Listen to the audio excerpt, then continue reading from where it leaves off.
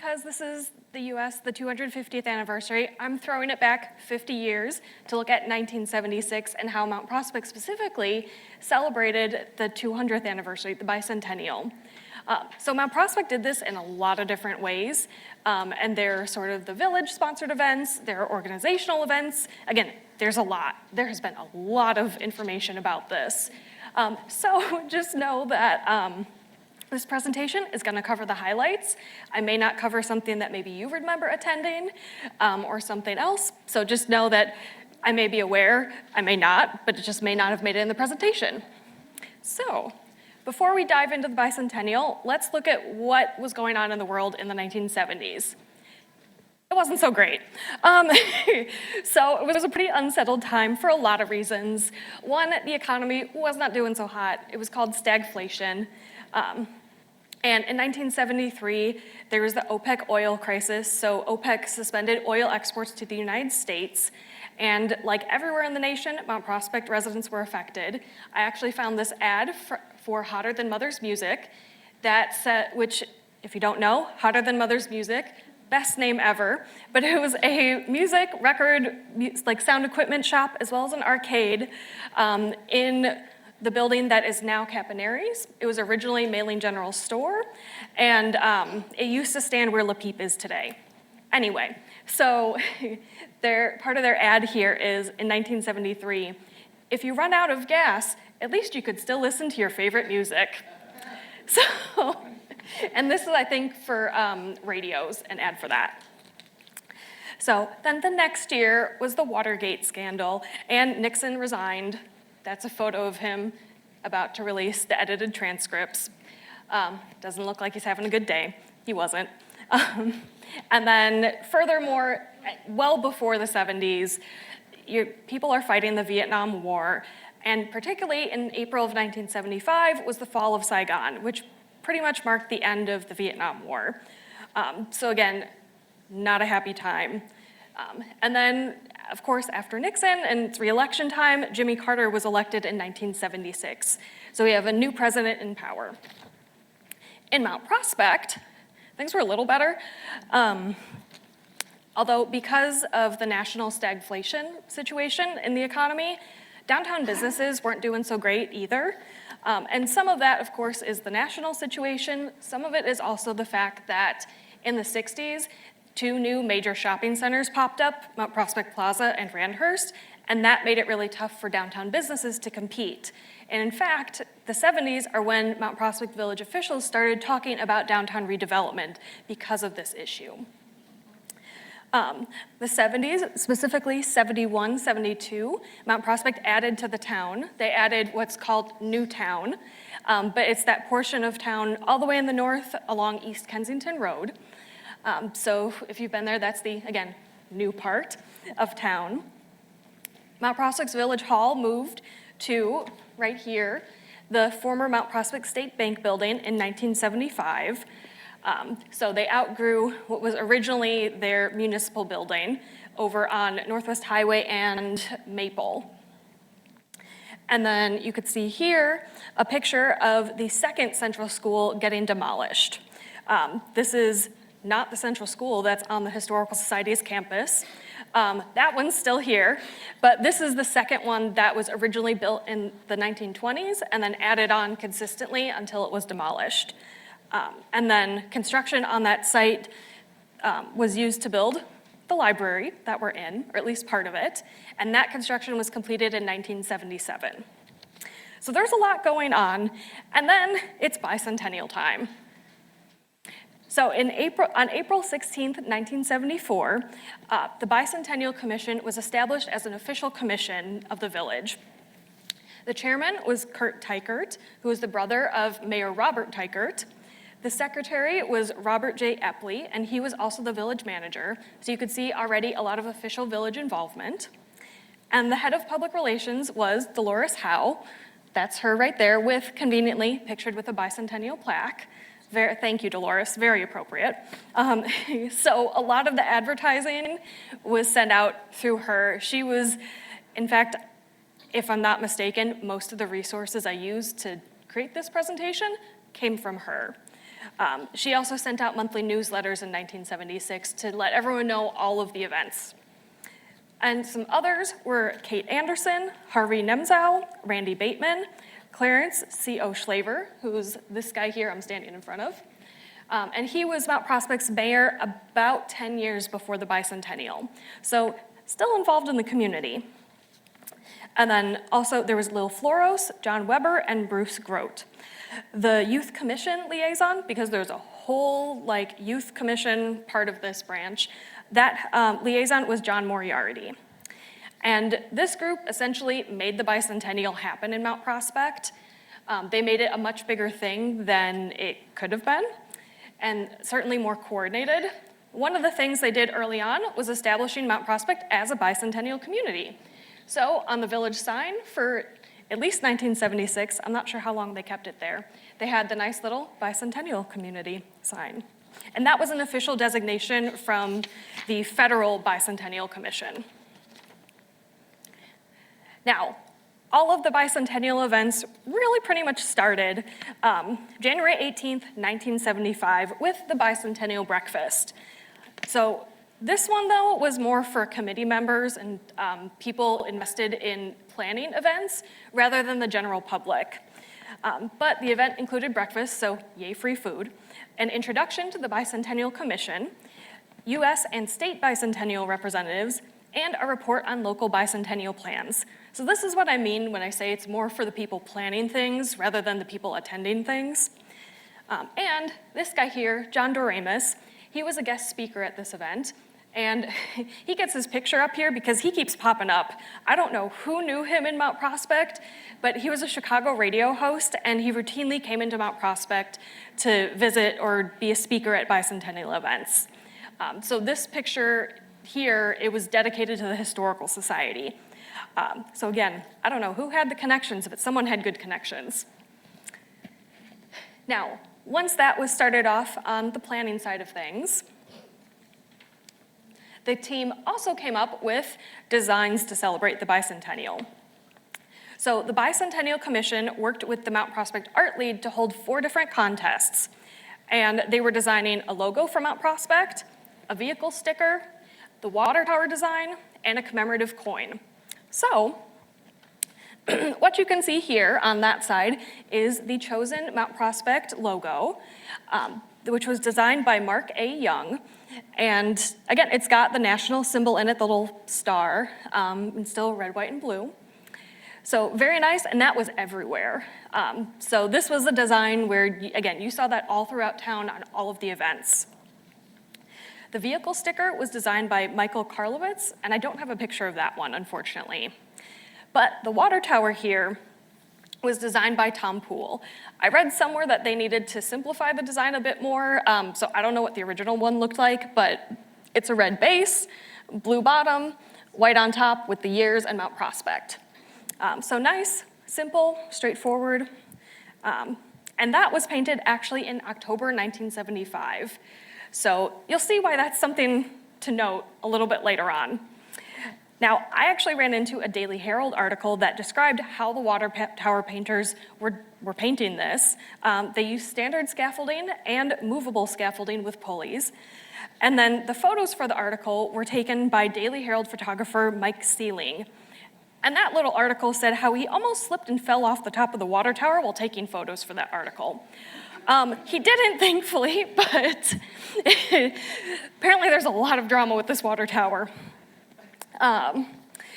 So the coins, as you can see, these were designed by Olga Augie Melkert, and she was a Des Plaines resident who was also a local artist and graphic designer. In fact, I discovered that she designed the original Randhurst logo with the triangle R. So I had no idea until now, so it's exciting to put a name and a face to the design. And for her coin, we've got the Mount Prospect Bicentennial logo here on one side, and then the other side has the water tower with 200 on it, 1976 and 1776 with 2 hands shaking, Bicentennial, so it's a nice design. And those coins were available for sale at several local banks in town. You could get it as a coin, as a paperweight, and a pendant. So whatever struck your fancy. Now, the first big event that people who weren't planning it could really look forward to was the arrival of the American Freedom Train on August 4th, 1975. Now, this is what I mean when, remember how the water tower was painted in October 75? It wasn't painted yet. It still had Mount Prospect's 50th anniversary paint on it. So that's the kind of thing where this is why historians look for clues. So in this case, thankfully, the train was a national bicentennial event, and it traveled across the contiguous states from 1975 through 76 as part of, again, that national bicentennial celebration. Each of the cars contained exhibits showcasing artifacts from American history. So some of the things that I found were included were a copy of George Washington's Constitution, or George Washington's copy of the Constitution, replicas of Jesse Owens's 4 Olympic gold medals, and a rock from the moon. So a nice spread of a lot of different time periods there. And you could see a little bit, they had little windows that would say a little bit on the side, but there wasn't much to see, as much if you weren't boarding the train. But that didn't stop people, because the train didn't actually stop in Mount Prospect. It was on its way to Crystal Lake. And the ticket here is actually from someone who attended the actual stopped production in Crystal Lake. Mount Prospect people, they packed the tracks anyway. So they were waiting as it just slowly rolled through town just to get a glimpse of it. And really not safe. But they're lining the tracks all along, packing the station. Everyone wanted to catch a glimpse of this. It's a little less crowded over here in the second photo, but you could see there are people with tripods too getting photos. So again, this was a really big, exciting event, and it didn't even stop in Mount Prospect. So clearly there was a lot of enthusiasm. Now, later that year, in the fall, November 16th, this was more of a community event. This was the Bicentennial Blast-Off. And this was sponsored by, of course, Mount Prospect's Bicentennial Commission, and it was held in Prospect High School's field house. It was pretty much a festive way to kick off the bicentennial celebrations. And like I said, this one was more for the community than the bicentennial breakfast earlier in the year. Tickets were only $1 a person, and Howard Miller, a radio host, served as the MC. And they had a whole bunch, this is the front of the program, a whole bunch of local musical groups performed. So Prospect High School bands and choirs, the District 57 Cadet Band, Lincoln Junior High Band, Forest View Town Criers, which I think was the choir, and then non-school musical talent performed. So Bob Epley, who you remember, he was secretary, I think, one of the guys on the commission here, also village manager, was very musical. He also keeps popping up as a performer at bicentennial events. They also had performances from the Extensioneers Chorus, which was a senior group, the Bicentennials, so yes, that's a musical group named for the bicentennial, and then the Country Chords chapter of the Sweet Adelines. Overall, 23 community organizations were represented at this event, and all of them had committed to participate in bicentennial activities. So that's a pretty good showing. And now we roll over into 1976. The very first event of that year was the Bicentennial Ball on February 21st. That was held at Randhurst, and it was sponsored by Mount Prospect's Nurses Club. And this is a picture of them on their parade float. Because we actually don't have any pictures of this, unless they're lurking somewhere, but haven't found them yet. So tickets were $12.50 each, and that would get you a buffet supper. They did have a cash bar, and all of the proceeds went to the Nurses Club and bicentennial events. So it was very much a fundraiser. And in honor of this event, Mayor Teichert declared that day Bicentennial Day. So again, this was another big event to kick off the bicentennial, the official year. One other exciting unveiling was a new bike route in April of 1976. So this bike route stretched all the way up north from Aspen and Burning Bush Parks, all the way down south to Cop Park. on the south side there. And so it really did stretch all of Mount Prospect. I wish I could make this bigger, but we can't. And all along the route, they marked the parks as well as historic sites. And all the historic sites on the route had a little plaque on them. This was created by the Historical Society, Officer Ernest Detmar, and Drew Johansson, who was part of the engineering department. This was also funded in part by the Historical Society and the Bicentennial and the Illinois Bicentennial Commission. So there was state funding that went into this project. Now, on one of the sides of the map, they list the historical locations, and I was impressed. Out of the 10 locations, only 3 are no longer standing. So that's pretty good. Of the ones pictured here, this one is an onion shed. I don't think this. Oh, the laser does work. Nice.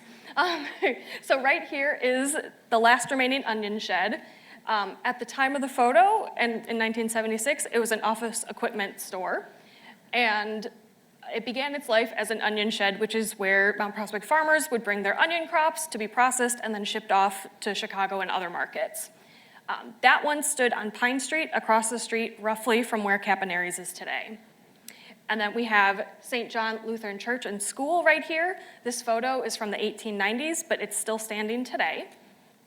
And then this building here was the Mailing General Store. Today, that is Capanary's, and it was moved to Pine Street in like 1999. So when this photo was taken, it was still on the corner of Northwest Highway and 83. And then lastly, at least in my pictures, is this one here you may recognize. That is our one-room central school, but at the time it was serving as the sanctuary, or by 76 it wasn't the sanctuary, it was one of the administrative buildings for the St. John Episcopal Church. And again, that one is still here too. All right, now, as we get closer to the 4th of July, the speed of events picks up a bit. And one of them was the Fire Service Recognition Week. That was held at Randhurst from May 1st through 8th. And Randhurst already had fire shows. This isn't anything new per se, but they went all out for the 1976 one. There was a parade of antique firefighting equipment on the first day, and then the end of the week was capped off by a parade of modern firefighting equipment, which you could see here. And then, you could see here too, this was another part of it. Some of the other events were fire demonstrations, like this one. And then there were water fights, mock fires, like here where the Weebolt's building is on fire, but not really. So they were doing a demonstration, not sure the details, but that. And that's all in addition to the 2 parades and a seminar. And at the end of the week, in the evening, there was the Fireman's Ball. So it was a very busy week at Randhurst, lots to do. And again, it's some really cool firefighting demonstrations too.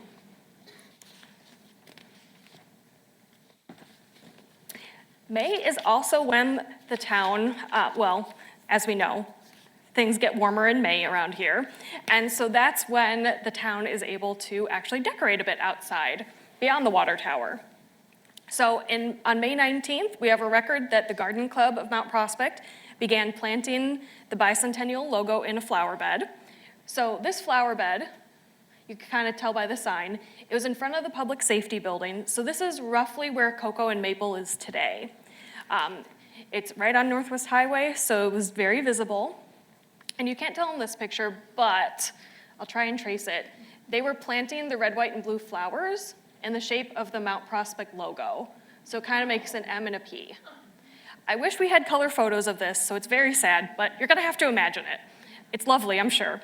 But seriously, they put a lot of good work into this, and it was a cooperative effort. So Garden Club, as you can see, they were the ones doing the planting. And Public Works also helped prepare the beds. They received financial help from the Mount Prospect Lions and the Bicentennial Commission. And the arrangement was actually planned out by Tony Tisnick, who was superintendent of Morton Arboretum. So Garden Club pulled out all the stops for this one to make this a truly memorable flower bed. And we actually know who some of these ladies are in this photo. So Sally Viger is this lady, and Carol Alco, let's see, is this one right here. That one is Rachel Teppen. And then, let's see, Joan Barker is in the back here, and Janice Grover is here. The child, though, according to my sources, we think that's probably Janice's daughter. So it's really awesome, and partly because documentation was pretty good in the 70s, that we're able to know who these people are. Now, Garden Club wasn't the only one decorating the town. There were also sidewalk stencils that decorated the sidewalks all around Mount Prospect, specifically downtown Mount Prospect. So they were designed by this guy, Ralph Pretzel, and he was former president of the Mount Prospect Art League. So he clearly was artistically talented. And you can see it's a 1976, 76, whatever, it's the years, the 200th anniversary design there on the sidewalk. And then this is where we actually get a picture of Bicentennial Commission President Kurt Teichert. So it's good to be able to put faces to names. Moving right along then. On June 13th was the Bicentennial Combined Church Choir Concert called 200 Years of American Music. So that's a lot. That's a lot of work to get 10 different churches to all coordinate their choirs for one concert on one day. That is an incredible feat of organizing. And the co-chairs of this were Martha Hopkins and Charles Jenks. The Prospect High School Band also performed, and appropriately, it was in Prospect High School's field house. So I'll list the 10 different churches in case you can't read them here. So Community Presbyterian, Cumberland Baptist, Grace Lutheran, Northwest Covenant, St. John Lutheran, St. Mark Lutheran, St. Paul Lutheran, St. Raymond Catholic Church, South Church, and Trinity United Methodist. Whew. So again, that's a lot of churches who are all coordinating their choirs. And this program included a collection of both religious and patriotic music. And then I didn't copy it, but on the back of the program, they had the lyrics for 2 sing-alongs. So there's a sing-along for America the Beautiful and the Old Hundredth.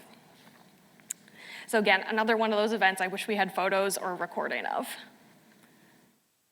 Now, the next day, June 14th, was Flag Day.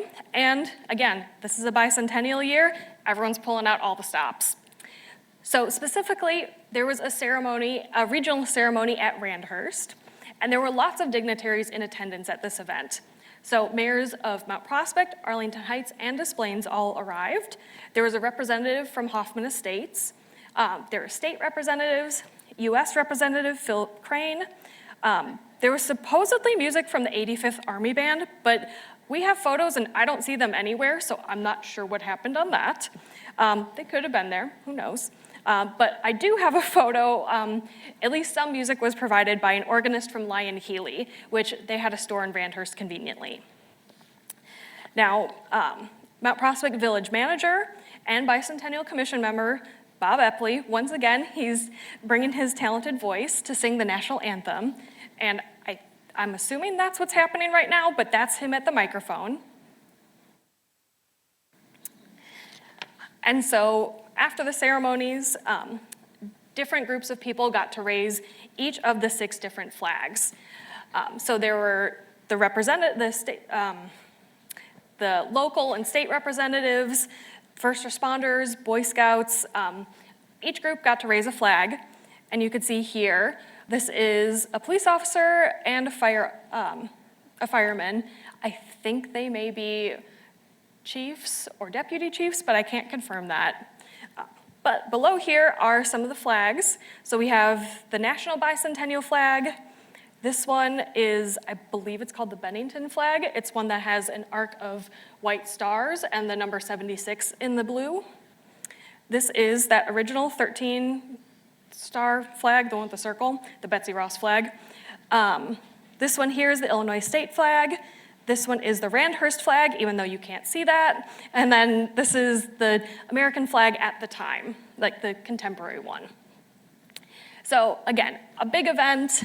And afterwards, Everyone was invited to add their name to the Sign Up America scroll, which was a bicentennial project from the International Council of Shopping Centers. So this scroll, we actually have a copy of it here. Essentially, it reaffirmed the signers' dedication to the principles of the Declaration of Independence. As you can see, it pretty much just quotes the beginning here. We, the Americans of 1976, do hereby affirm our support of and dedication to the principles and, yes, like I said, of the Declaration of Independence. So the International Council of Shopping Centers plan to send the scrolls to the National Archives. At least that's what they said they were going to do for the Randhurst scrolls, but Mount Prospect Plaza was also doing this event at the same time. They just didn't have a Flag Day ceremony to correspond with it. And their plan, I saw the letters, they were planning to give it to the Historical Society. So that's why we have theirs. But it's pretty cool. This is just one of several. Not all of them has signatures, so I assume there are others elsewhere. But it's interesting because Randolph Bateman, he's on the Bicentennial Commission. Kate Anderson, she's on the commission. In fact, actually, all of these people right here that I'm circling are all on the Bicentennial Commission, so I'm assuming this is maybe the first scroll that was signed. And then another local celebrity, Janice Farley. Her husband would later become mayor of Mount Prospect, and she was certainly a mover and shaker in her own right in town. So lots of names on here, but again, this is only one of what I assume were more.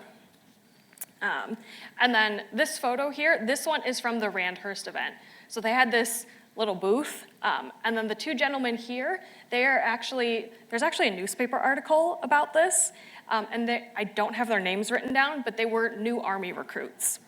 So they probably didn't expect to be dressed up in costume when they signed up, but you do as you're told, I guess. All right, oh, there we go. So we are getting much closer to the 4th of July. And so as it is still this year, in the present and has been for quite a while, around 4th of July is the Lions Carnival. This year it was July 1st through 5th, and that was held at Lions Park. The carnival didn't move to Mellis Park until the 1980s. And these photos here on the screen that I'm walking in front of, those were taken sometime in the 1970s. They didn't have an exact year on them, so this is probably more or less what it looked like in 1976. Then we have Bicentennial Independence Day weekend. There was a lot happening. So for one, the Mount Prospect Historical Society opened their museum at St. John's 1901 schoolhouse. This was at St. John's Lutheran Church over on Linneman and Gulf, and they graciously rented it out to the Historical Society. And so, of course, July 3rd, Bicentennial weekend, they're having a grand opening. And our friend John Doremus, he was a guest speaker, and you could see him here behind the ribbon cutting. And then also on the program, they were recognizing important people in the museum's development. Specifically, we have a picture here unveiling the portrait of Meta Bittner. She had passed away by the time the museum opened, but she was the Historical Society's first president. But the painting came from the Mount Prospect Women's Club in honor of Meta's dedication to the Women's Club. As part of the Women's Club, she was also key in getting the library organized. And the painting itself was painted by local artist Burdell Wendt. Now, the ceremonies, in addition to these things, included speeches, a blessing by Pastor Steve of South Church, a cornerstone ceremony, and of course, a ribbon cutting. You could see the ribbon cutting right here. So there's our buddy John who keeps popping up. This is Mayor Teichert.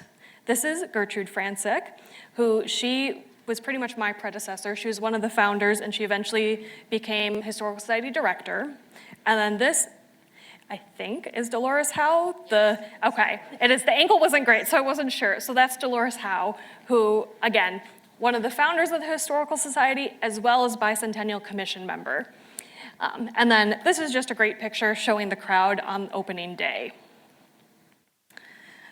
Now, the museum opened for tours after the ceremony, and we actually have the guest book from that, which is pretty exciting. So we know exactly who showed up in the first, actually, year or two of the museum.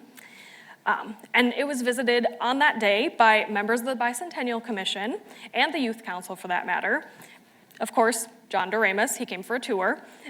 Mayor Teichert and his wife Alice, they attended a tour. A lot of the founding family members, so Bussies, Willies, Mines, Malings, they came for tours. Other families who had been in Mount Prospect for a long time, who had a lot of farming families, they showed up for the dedication. Members of other local historical societies, like Wheeling and Elk Grove, they signed in as well. So a nice way to see the whole community coming out to support each other. And specifically, the Historical Society's moment. And this museum was the home of the Historical Society until about 2000, when all operations moved to our current museum campus at 101 South Maple Street.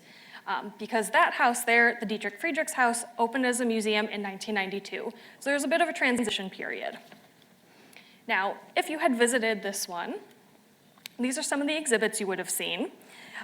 These were not taken on the day of the dedication. They're a bit later, so a bit later when the museum had built up its collection a bit. But on that first day, you would have seen old cars and the village's first fire pumper. Elizabeth Mueller lent Dolls of the World to show off that collection. And then Historical Society members and friends had exhibits as well. Here in these photos, after, again, the museum had become a bit more established, we have, there were a lot of smaller vignettes. So this is a sample of a one-room schoolhouse with the desks and everything. This was a display of farming tools because, again, a lot of Mount Prospect's early residents were farmers. And then here's a sample of the general store. And some things like this photo here. This actually shows Mount Prospect's original general store right here, hidden a bit behind the trees. And then that cash register, we still have that one. That belonged to William Bussey and Son Dry Goods. So a lot of local history here.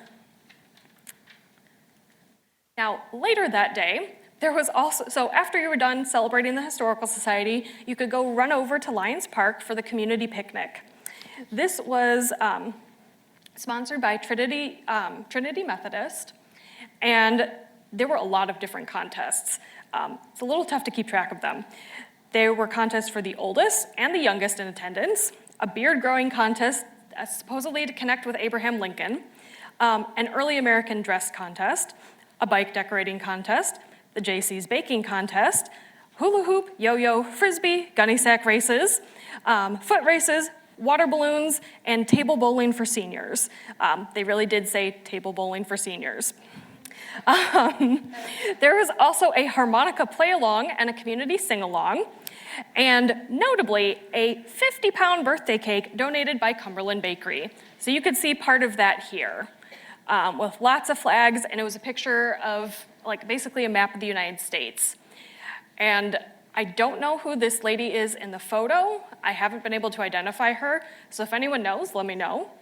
But whatever it is she's wearing, she might have been one of the Bicentennial Commission members, because she is wearing one of the local Bicentennial buttons. So maybe one day I'll figure it out. Again, probably after this presentation. And then here on the end, this is I forget the exact title, but it's a senior citizens kitchen band. So they have kazoos that are significantly modified. I'll let them speak for themselves. So I was lucky enough to find that this community picnic was televised. WMAQ-TV, which is Channel 5, they actually came out and included Mount Prospect on their overviews of 4th of July weekend celebrations. So we have footage of this. It's only about 3 minutes, but if kazoos drive you nuts, you might want to cover your ears. I cannot control the sound balance, so just bear with me. Now let's join Jory in Mount Prospect.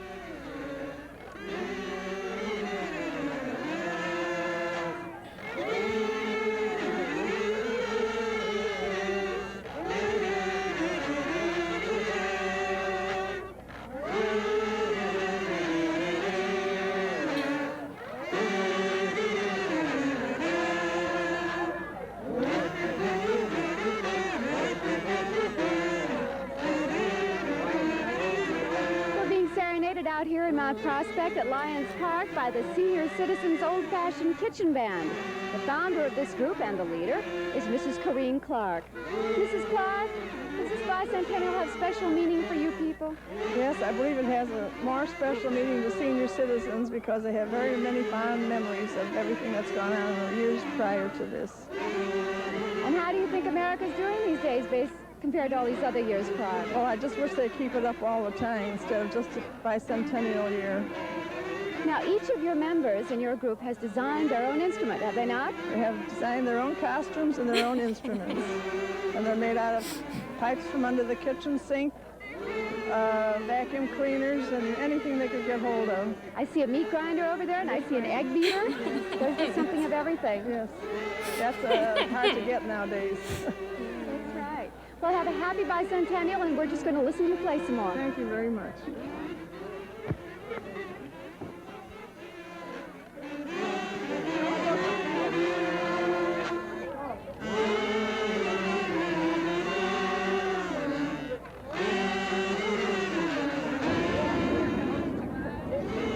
Kinds of activity out here at Lions Park in Mount Prospect at this picnic sponsored by the Trinity United Methodist Church.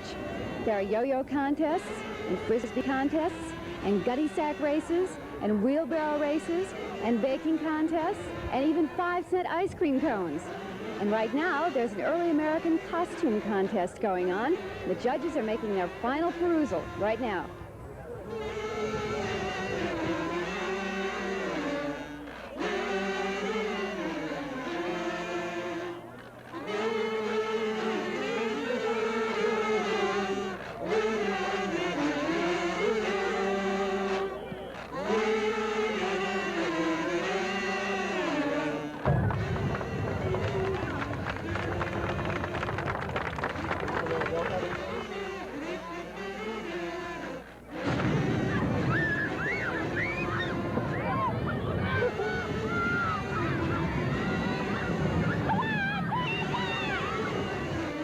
This enormous red, white, and blue birthday cake was created especially for the bicentennial out here in Mount Prospect. It weighs 150 pounds, 150 pounds of cake. Over here you have the original 13 colonies going all the way west to the cowboys and Indians. It's a magnificent cake. I think it's the biggest one I've ever seen, certainly. And it's just one of the really huge attractions out here in Mount Prospect on this bicentennial. So it looks like you all feel the same way about kazoos as I do.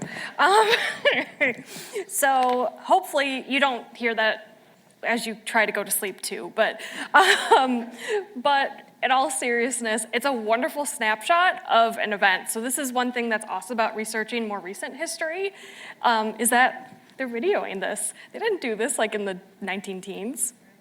So now, we are on to July 4th, and that was designated as Bicentennial Sunday. And one of the big projects was the Hands Across Mount Prospect project. So residents lined up all along that new bike route that I talked about earlier, and they joined hands at noon for 2 minutes. So you can see here, they're all down Emerson.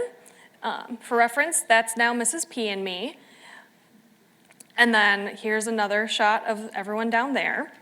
And they were conveniently able to take photos of this project from a balloon, like this one. And they also said that they took photos from a plane. So I'm not sure what was taken some of these. This one looks like it may have been taken from the roof of Village Hall. But regardless, they got some good photos of this event. And then at noon, balloons were released and church bells rang out. And so that's how people knew they could let go. So that was a really cool project to get that much coordination. Again, it's impressive. Now, one thing Mount Prospect did not have on July 4th was a parade. Mount Prospect actually had their Independence Day parade on July 5th. That was in part because it was coordinating with other area towns. There's a short article that I found that lists all the other towns. So Arlington Heights had theirs on July 3rd, and Des Plaines had theirs on the 4th. So I guess we got July 5th. And again, I'm sure this is coordination, not just with residents and traffic, but also you have people in the parade who are probably going to be pulled in multiple directions. So the parade, of course, began as it always does with the VFW color guard here. You can see this is on Emerson and Bussey. So that sign there, the State Bank, this is the old Chase Bank parking lot that's still there today. And the chairmen were, well, Ben Trapani and C.O. Schlaver. C.O. Schlaver was the Grand Marshal, and the photo quality isn't great, but this is what we got. So he's riding in the car with Chamber of Commerce President Ben Baldwin. So they're kicking that off, and the parade began at Prospect High School for the lineup, and then it ended at Lions Park where the carnival was. Of course, there were all sorts of marching bands and drum and bugle corps. Again, there were a lot. But the ones we might recognize here, Prospect High School, going down Emerson here. And then Hersey, their band, and their Palms, sort of the color guard equivalent. So again, those are ones we would recognize, but they had bands from out of state like Louisiana, Ohio, all across the country who came for our Mount Prospect Parade, which is pretty exciting. And overall, there were 81 different units in the parade, whether that means the bands, people in cars, or what have you. And roughly, more or less, each section of the parade was supposed to represent a different era in US history. I'm not sure how strict it was, but whatever. This one here is the Lion and Leo clubs. So Leo Club was just like a junior Lions club float. Their theme was the Gold Rush. And this guy here is actually my dad. So he was in it. That's how I got this photo. So him and his buddy, they were teenagers and they were the gold miners here. He said it got really tiring when people were shouting, "There's gold in them hills." Not as much fun after the first 10 minutes. And then another one that I thought was pretty intense was the E-Heart Girls float. And the E-Heart Girls, if you're not familiar, that was a scouting group for girls started by Bertha E-Hart, who was a longtime Campfire Girls guardian. So she started her own scouting group, and they went hardcore. This is Lincoln's funeral procession, and the little girls are the honor guard.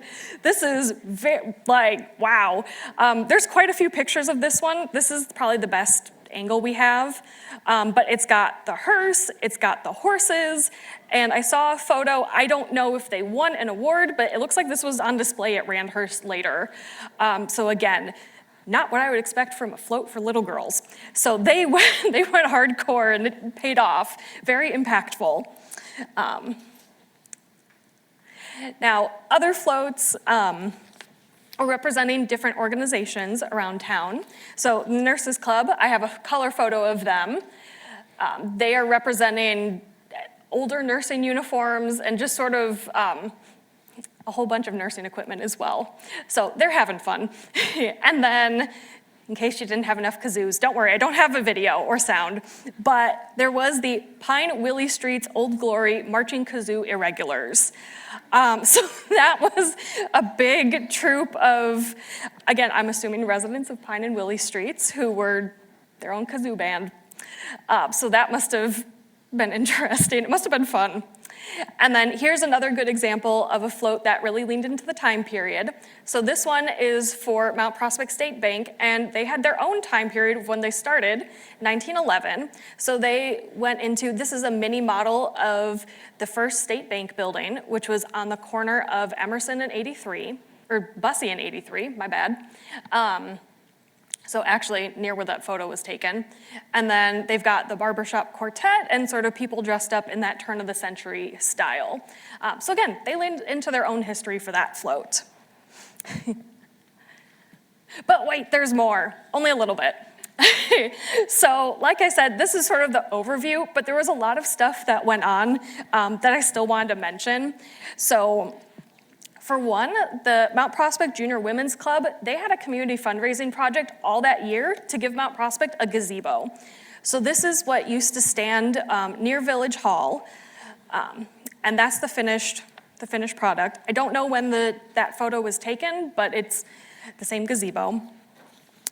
And then that same year, and actually that same gazebo is where the Mount Prospect Community Band held their first concert.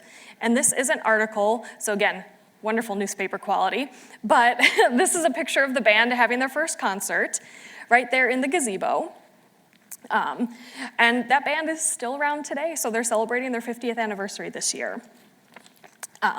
Schools also celebrated, and I wish I could have dived more into this, but one thing we have in our collection is a t-shirt from Fianville School, where their school t-shirt that year was Bicentennial themed. So that's pretty adorable. And then a couple other things, our very own library celebrated with bicentennial bibliographies, so you could learn more about the history. They had themed displays up, as well as a bulletin board for all sorts of bicentennial things. And then the VFW Auxiliary presented a bicentennial quilt to the first baby born on July 4th. I don't know who that was, but I'd love to know if anyone knows. And now, that's all. So I do want to say thank you to Ann Shaughnessy and one of my volunteers, Bob, for helping with this presentation. Bob did a lot of the scanning for this. And then if you have any questions or comments, this is my contact info. I've got business cards up here as well. And then if you want to celebrate the 250th with us at the Historical Society, you can find everything that you need to know about it on our website. So, all right. Thank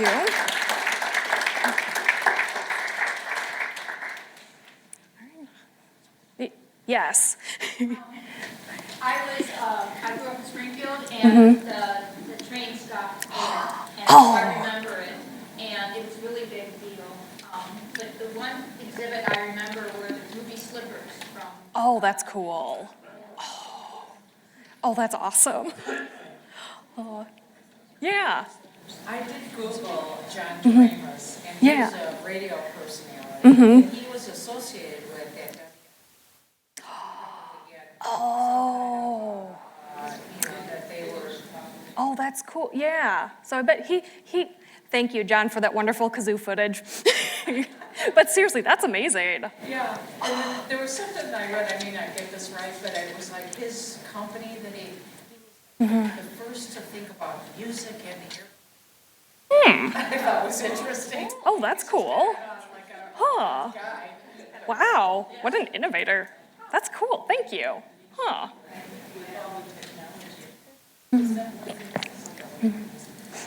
Any other questions? Yeah. Photographs are so good. Were a lot of those like professional photographs, or they weren't just people's? I'm not sure. So some of them, like, let's see. Some of these, this one I think is from our own photo collection. These are actually, so like a decade ago, the Historical Society had a photo scanning event. And so I was in college. My dad brought a bunch of photos from my grandpa for scanning. So that's how some of these are in there. And my dad actually reminded me about that. And that's how I got this one. So some of those parade photos came from my grandpa. I don't know what format they were, but he wasn't a professional. Whereas, let's see, these are all like still photos. I don't think they were professional, but we do have, and this is something, so maybe we could adopt an artifact later, but we do have a roll of film. Our wonderful intern, Allie, this semester has been digitizing a lot of film in our collection, and one of them she can't work with is a roll of the parade footage. So we would have to send that out. It's not a format we can work with. So that one, I'd love to see what it has, but I think the parade was like an hour and a half, they said. So it's a long one, but yeah. Mm-hmm. So how did you find, so that clip with the kazoos and everything was on, like, how did you find that? I'm glad you asked. So that was actually this week. My intern, Allie, again, she's here. Hi, Allie, thank you. She inspired me because she's just through like internet wandering. She found some amazing videos of Sammy Scoble roller skating. So I'm like, you know what? Let's just try it. So I Googled like Mount Prospect, the TV call sign, and it popped up. I'm like, oh my God. And this is actually, or the video, I'm not gonna play it, but it's actually like a half-an-hour segment because they go to a bunch of other towns too. So we were just one of maybe 5 or so that they went to. And this, the like Watermark was on their Fuzzy Memories TV. Like that person digitized it and put it up on YouTube. So it was an amazing resource, and again, like a 11th hour find. I was just like, why not? Let me see. And I'm like, oh.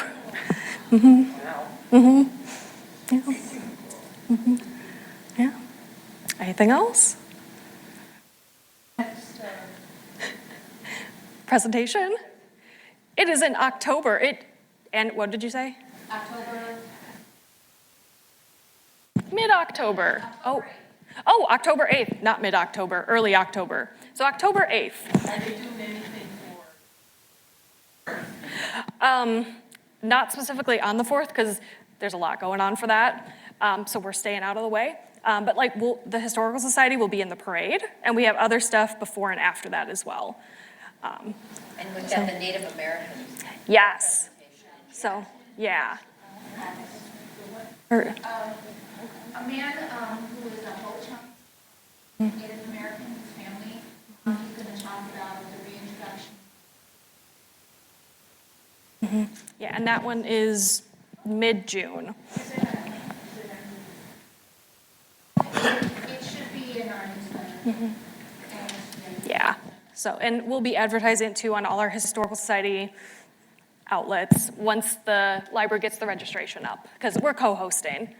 So, yeah. So, yeah. So, stay tuned for more fun history things. All right. Thank you all for being here.